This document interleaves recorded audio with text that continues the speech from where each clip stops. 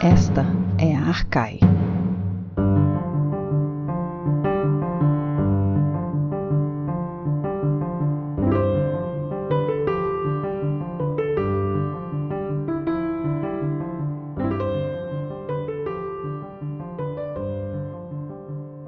Olá, sejam muito bem-vindas e bem-vindos a mais um episódio do podcast Arcai. A personagem de hoje é Teofrasto e o nosso convidado é Edson Rezende, professor do Departamento de Filosofia da Universidade Federal Rural do Rio de Janeiro.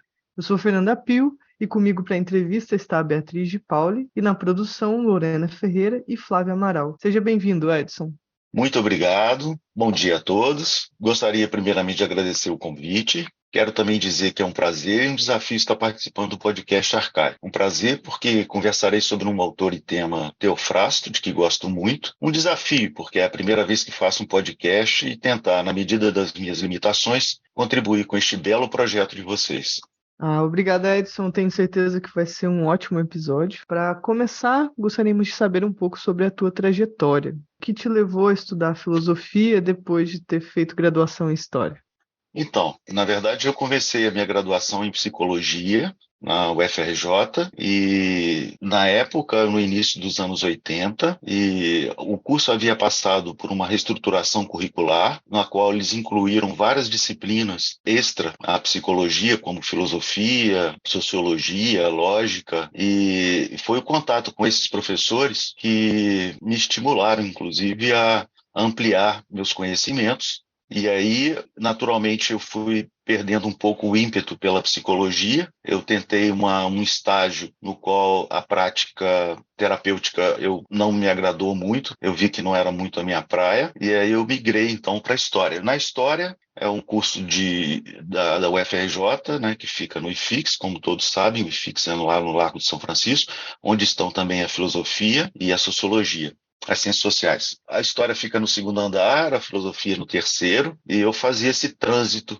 de frequentar também como ouvinte os cursos de filosofia de alguns professores, e eu desenvolvi algumas pesquisas em história na área de antiga, né, em particular sobre tragédia, sobre história augusta. Eu tive uma bolsa de iniciação científica em história augusta, na qual eu desenvolvi um projeto sobre a utilização das fontes por parte dos historiadores antigos. Então, essa aproximação ou essa afinidade que eu adquiri no curso de história com a filosofia antiga foi também um dos motivadores que me levaram depois a migrar para a filosofia. Essa migração não se deu de modo imediato. Como eu disse, eu fui frequentando os cursos como ouvinte dos professores de filosofia e, ao término da graduação em História, eu fiz um curso de especialização lá no IFIX mesmo, onde nós tivemos um aprofundamento em 4 autores, né? Os autores mais clássicos, né? Aristóteles, Platão, Kant e Descartes. Então, aí, ao término desse curso, eu prestei o exame para o mestrado em filosofia, eu consegui, fui aprovado, e aí foi essa migração que aconteceu. E no IFIX eu tive um pequeno, vamos dizer assim, um pequeno obstáculo, porque na época eu seria orientado pela professora Maria do Carmo Bittencourt, que trabalhava Aristóteles. Ela foi minha professora também na especialização em Aristóteles, e foi aí que surgiu essa paixão por Aristóteles, a leitura do Pierre Robin como comentador, que marcou depois minha trajetória. E acontece que quando eu entrei no mestrado, ela se aposentou e eu fiquei um pouco órfão, a gente pode dizer assim.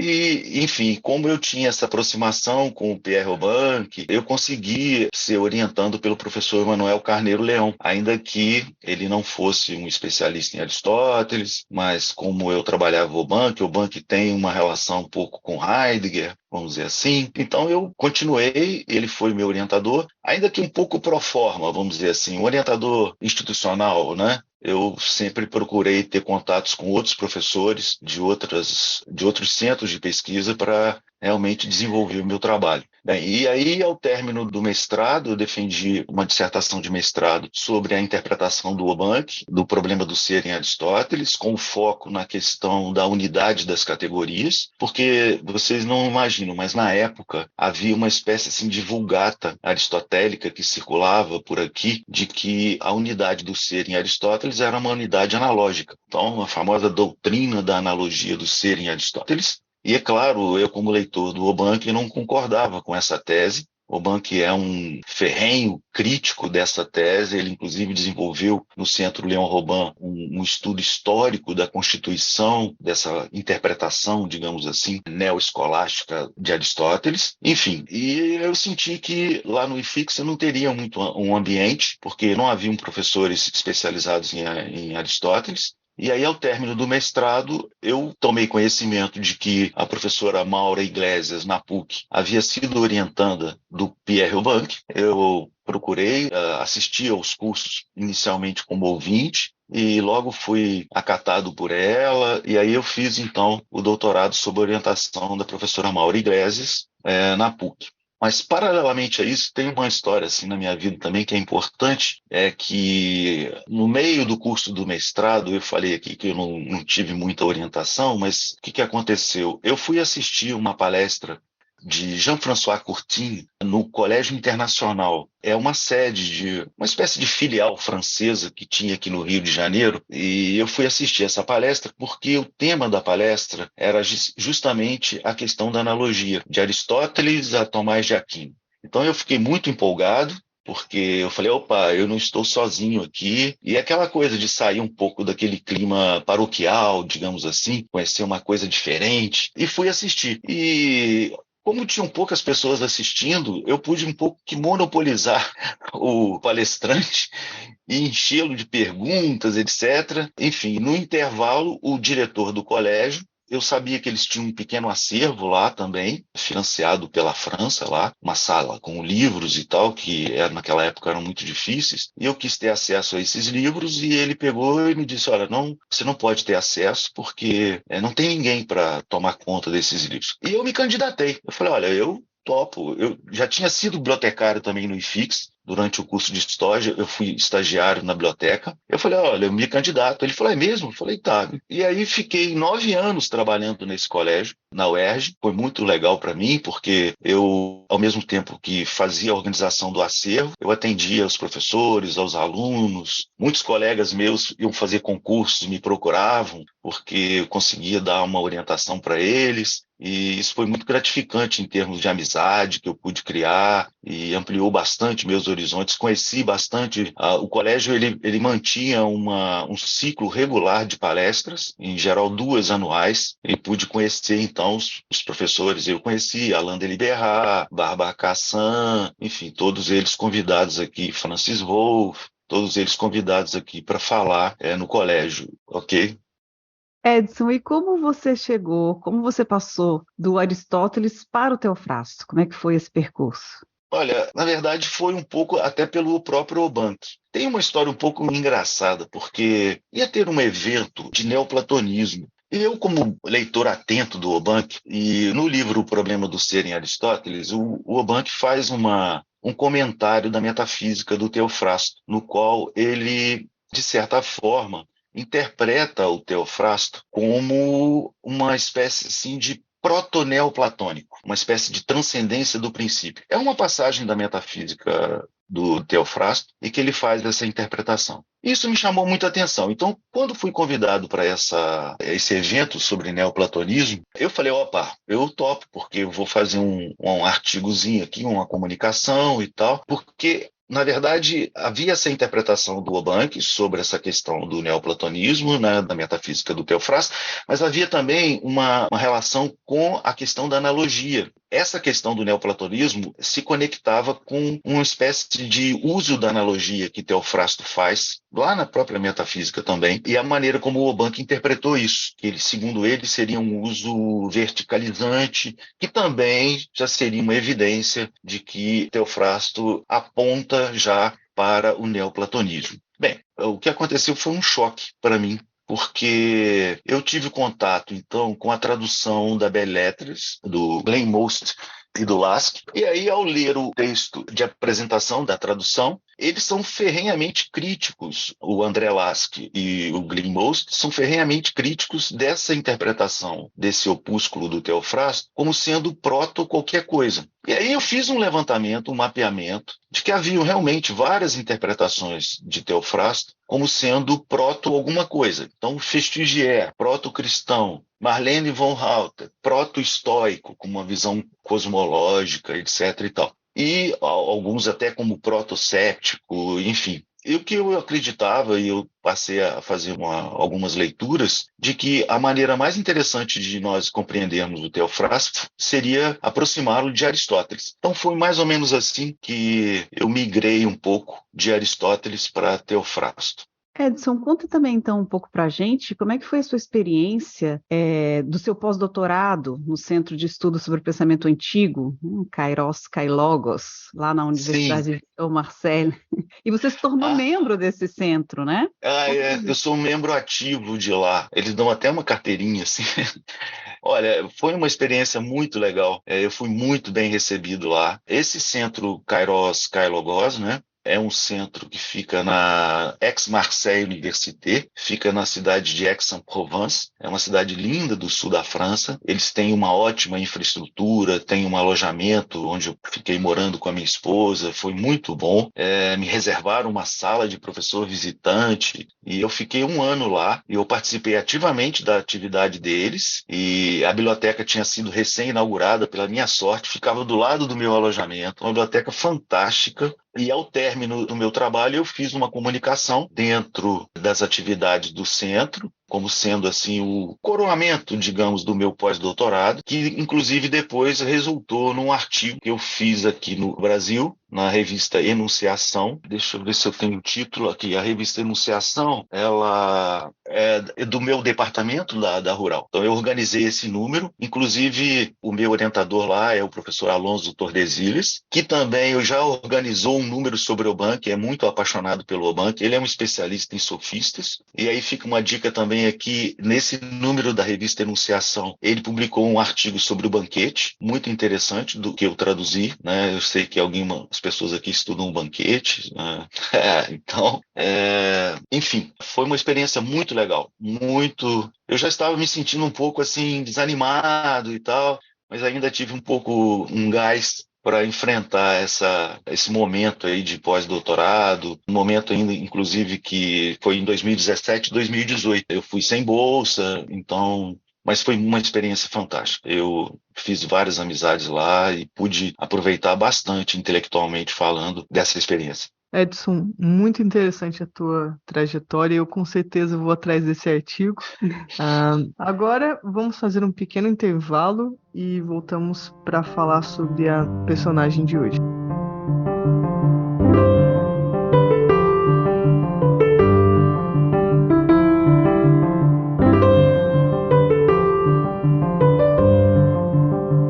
Você ouve podcast Arcai, da Cátedra Unesco Arcai, sobre as origens plurais do pensamento ocidental da Universidade de Brasília.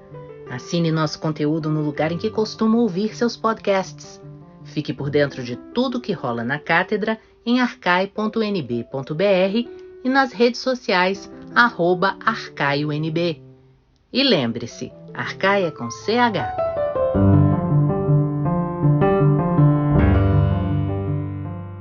Voltamos para falar sobre a personagem Teofrasto com o nosso convidado Edson Rezende. Edson, a personagem de hoje é Teofrasto. Fala um pouco sobre ela, qual é o contexto histórico, o que ele escreveu.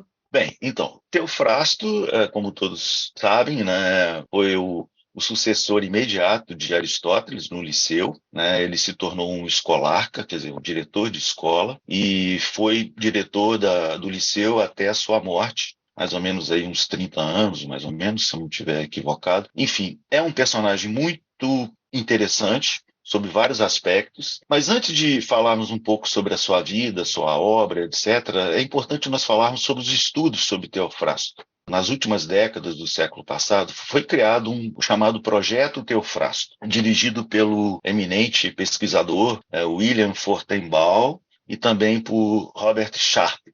Esse projeto, ele deu muitos frutos, né? E o que consiste esse projeto? Eles organizaram seminários sobre o pensamento de Teofrasto e também a publicação dos fragmentos, uma nova edição desses fragmentos, uma edição mais exaustiva, mais cuidadosa, nas várias áreas em que nós sabemos que, ou temos, né, digamos, testemunhos da participação de Teofrasto. Inclusive também com novas edições das obras que chegaram, do corpus de Teofrasto que chegaram até nós. Então, isso também é um ponto importante, esse divisor de águas. O segundo ponto importante, antes de falarmos da vida e da obra, é falarmos de Diógenes Laertes, a Vida e Doutrina dos Filósofos Ilustres. Há lá um livro sobre Teofrasto e aqui eu faço uma referência à revista Arcai, porque na revista Arcai, no número 30, 2020, nós temos uma tradução dessa vida de Teofrasto, feita pelo professor Rodrigo Pinto de Brito e pelo professor Marcos Roberto Santos Pereira.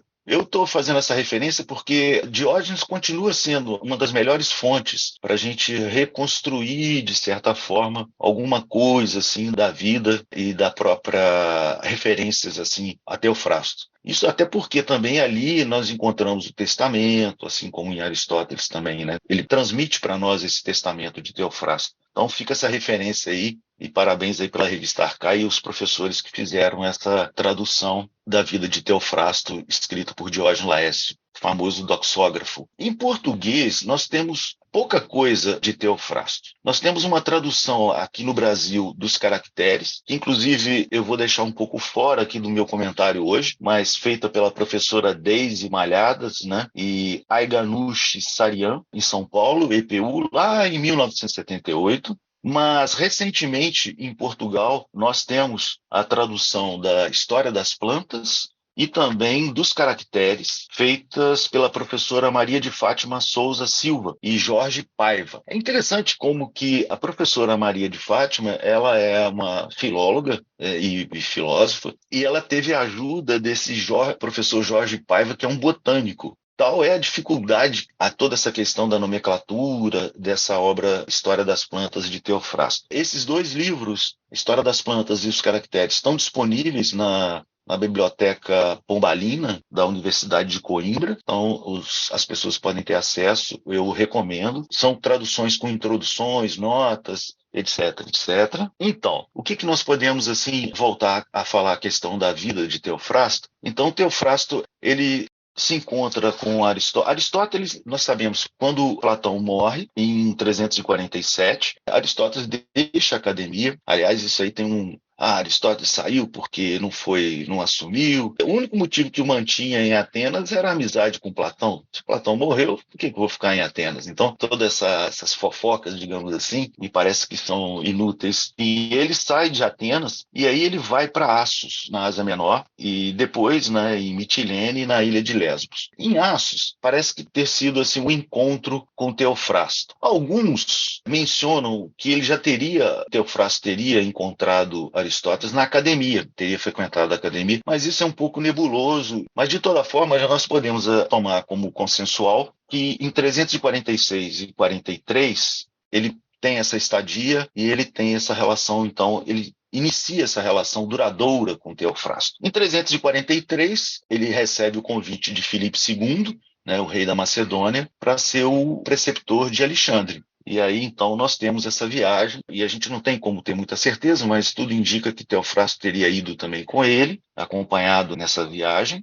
E em 336, ao assassinato de Filipe II, né, Alexandre assume o trono e deixa de ser o discípulo de Aristóteles, né, o pupilo ali. Aristóteles deixa de ser o preceptor, digamos assim, e Aristóteles, então, em 335, retorna a Atenas, né, e ele funda, então, o Liceu. E durante, então, 20 anos, né, ele fica como o diretor da escola, até a sua morte, em 322. Esses são pontos, assim, conhecidos de todo mundo, etc. E tal. O ponto que é interessante é que, então, a partir dessa data da morte de Aristóteles sai de Atenas, né? Aí não sei se fugido ou se, enfim, por cautela, ele morre depois, logo em seguida, e Teofrasto assume a direção do Liceu. E o ponto aqui importante também é que Teofrasto foi bem sucedido nessa direção do Liceu, uma vez que o Liceu, pelas informações que nós temos, ele gozou de um prestígio de público, etc. e tal. E as pesquisas continuaram dentro daquele projeto, daquele programa aristotélico. Um outro ponto também a ser relevante aqui da vida dele, e depois a gente poderia até numa outra oportunidade talvez falar, é sobre o acolhimento em Atenas, quer dizer, a própria fidelidade de Aristóteles de não ter se deixado seduzir pelo canto das sereias alexandrinas, né? Porque havia tentações naquela época. Ele poderia ter abandonado Atenas, ter levado a escola para lá, mas ele se manteve fiel. E no próprio Diógenes é relatado que a população ateniense, o povo ateniense, foi em massa, a pé, no cortejo de Teofrasto. Talvez isso tenha sido um reconhecimento dessa fidelidade de Teofrastos a Atenas, né, de não ter tirado a escola. Claro que o próprio, poderíamos dizer assim, o medo de Atenas se tornar provinciana, né? Então, eu acho que isso aí foi um reconhecimento. Edson, você falou sobre os caracteres ou a história das plantas, né, de Sim. Teofrasto, mas outra obra que ele teria escrito seria a Metafísica, né, que uma obra cujo nome é idêntico à obra de Aristóteles. O que essas obras possuem em comum, além do seu título?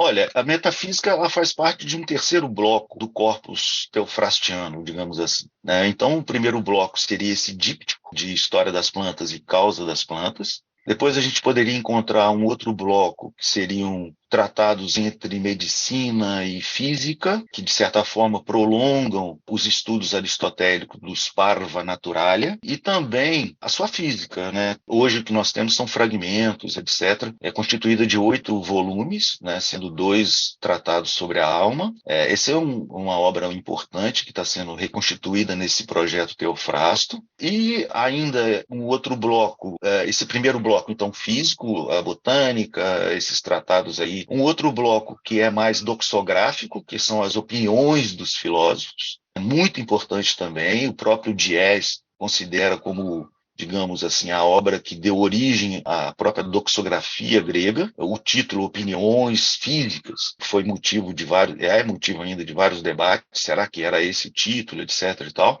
E um terceiro bloco que é esse opúsculo curioso com esse título de Metafísica, que os comentadores hoje acreditam que o título é uma invenção posterior, uma referência posterior, mas claramente o seguinte, o que a gente pode falar desse opúsculo? Ele é um opúsculo porque é um tratado pequeno, ele ocupa em torno de 20 páginas Becker, se a gente pudesse dizer assim. Ele faz referência ao primeiro motor, então de certa forma ele pressupõe o livro 12 da Metafísica de Aristóteles. Um outro ponto também importante é que ele representa de como que a metafísica teria sido recebida. A metafísica aristotélica teria sido recebida no ambiente do próprio Liceu. A questão é se pós a morte de Aristóteles ou antes da morte de Aristóteles, né? Então, essa questão da datação desse opúsculo é muito interessante. Tá? Eu, inclusive, me arrisquei um pouco nesse artigo que eu escrevi, que como resultado da minha pesquisa lá em Aix-en-Provence, lá na Aix-Université, em sugerir uma aproximação entre o livro Lambda e também o início desse tratado, porque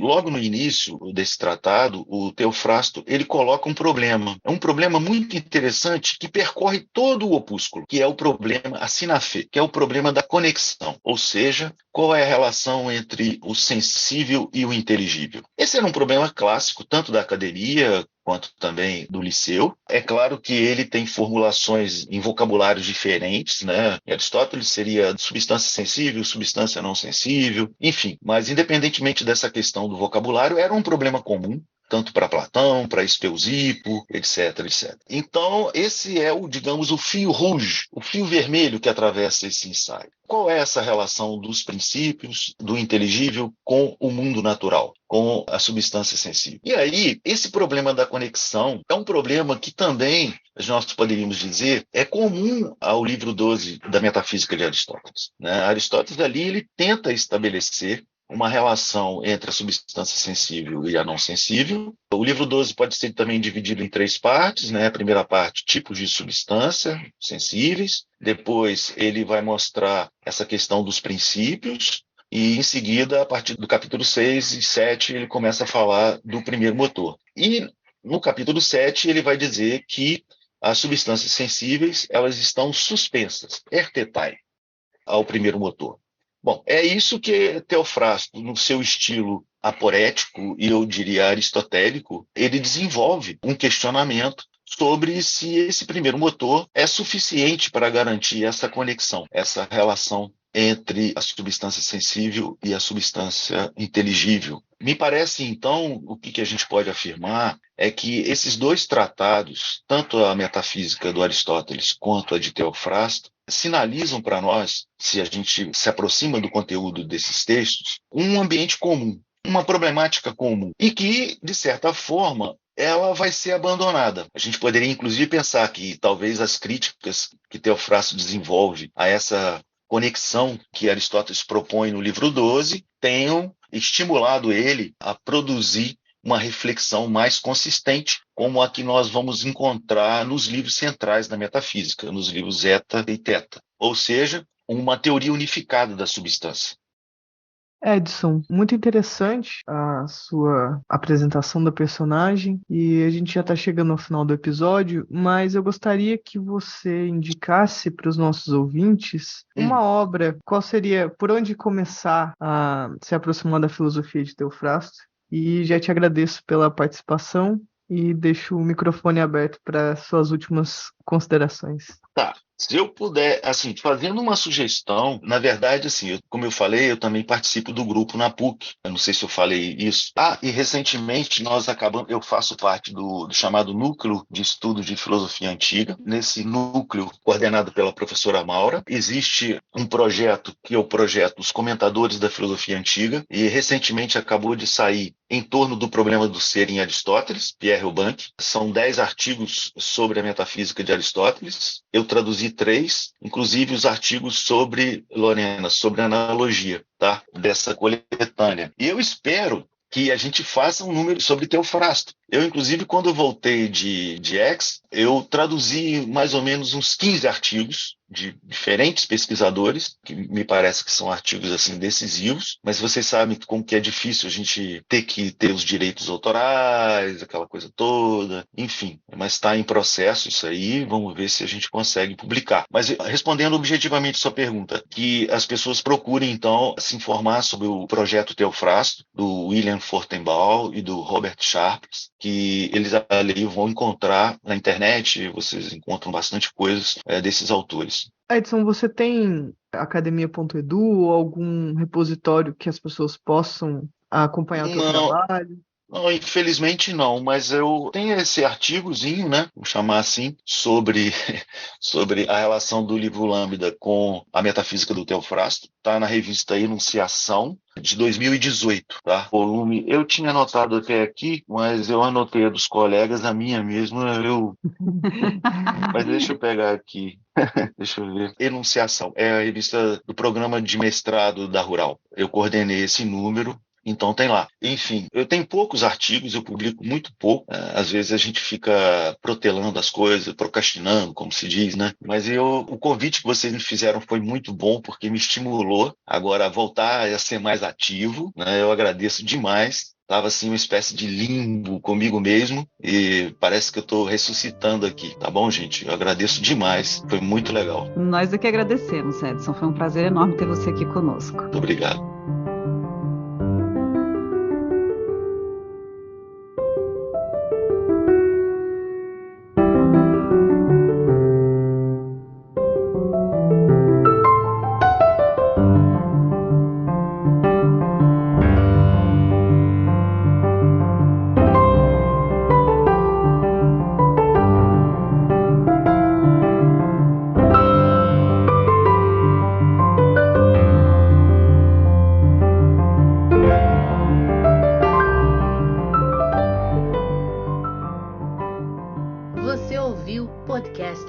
Da Cátedra Unesco Arcais sobre as origens plurais do pensamento ocidental.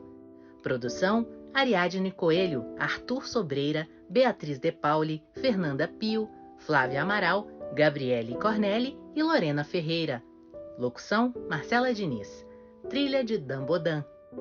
A Cátedra Unesco Arcai integra o programa de pós-graduação em Metafísica da Universidade de Brasília. Acompanhe nossas atividades em arcai.unb.br e nos siga nas redes sociais. Até a próxima!